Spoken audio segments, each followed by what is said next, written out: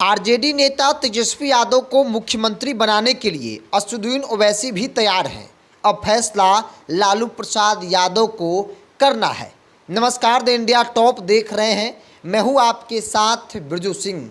2025 यानी इस साल होने वाले विधानसभा चुनाव को लेकर आरजेडी लगातार अपना कुनबा मजबूत करने की कोशिश में लगी है, क्योंकि जातीय समीकरण के हिसाब से एनडीए गठबंधन काफ़ी मजबूत है और तमाम पॉलिटिकल पंडितों का ऐसा मानना है कि जो फिलहाल एनडीए का स्वरूप है, कास्ट वाइज जो गठबंधन है, ऐसे में एनडीए काफ़ी मजबूत है। महागठबंधन के मुकाबले में एनडीए पुनः वापसी कर सकती है, इस बात की संभावना दिख रही है। आमतौर पर हर चुनाव में महागठबंधन के वोट बैंक में अगर मजबूती के साथ कोई सेंधमारी करता है तो वो नाम AIMIM मतलब असदुद्दीन ओवैसी का है।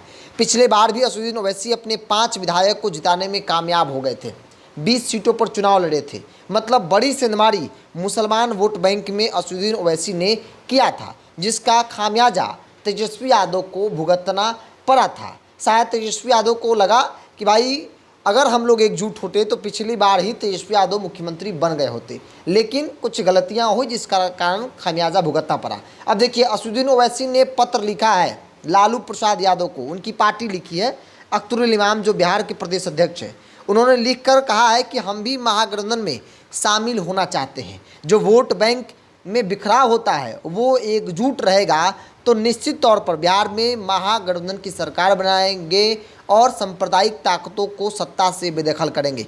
अख्तरुल इमाम ने लालू प्रसाद यादव को पत्र लिखा है। सेवा में आदरणीय श्री लालू प्रसाद यादव जी, राष्ट्रीय अध्यक्ष राष्ट्रीय जनता दल, विषय AIMIM पार्टी को महागठबंधन में शामिल कराने के संबंध में आप इस बात से भली भांति अवगत हैं कि विगत 2015 से बिहार की राजनीति में AIMIM पार्टी अपनी सक्रिय भूमिका निभा रही है। पार्टी का पहले दिन से प्रयास रहा कि चुनाव के समय सेकुलर वोट का बिखराव न हो। इस सत्य को इनकार नहीं किया सकता है कि सेकुलर वोट के बिखराव के कारण ही सांप्रदायिक शक्तियों को सत्तासीन होने का अवसर मिलता है। इस उद्देश्य से हमने विगत विधानसभा चुनाव में लोकसभा चुनाव के समय महागठबंधन में शामिल होने की इच्छा व्यक्त की थी, किंतु हमारा प्रयास सफल न हो सका।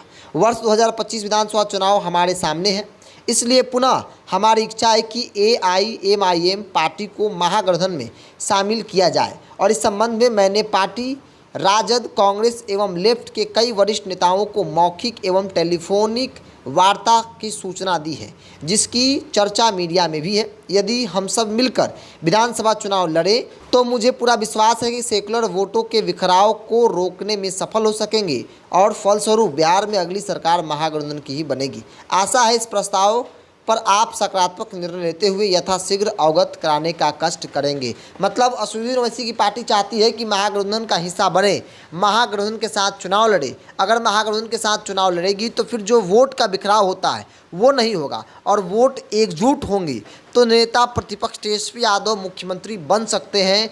ओवैसी भी तेजस्वी यादव को मुख्यमंत्री बनाने के लिए तैयार हैं, लेकिन अब फैसला लालू प्रसाद यादव को लेना है कि ओवैसी की पार्टी को महागठबंधन में रखना है, नहीं रखना है। जो एप्लीकेशन दिया गया है, इसे एप्लीकेशन ही कहेंगे, उसे स्वीकार करना है लालू यादव को कि नहीं करना है, इसको लेकर लालू यादव को ही फैसला लेना है। लेकिन बहरहाल ओवैसी की पार्टी चाहती है कि तेजस्वी यादव के नेतृत्व में हम भी महागठबंधन का हिस्सा बने और तेजस्वी यादव को मुख्यमंत्री बनाए। मतलब आमतौर पर जो वोट कटवा पार्टी ओवैसी की पार्टी कहा जाता था, ओवैसी भी चाहते हैं कि भाई सांप्रदायिक ताकतों के खिलाफ हम लोग एकजुटता से चुनाव लड़े, चुनाव जीते, सांप्रदायिक ताकतों को सत्ता से बेदखल करें।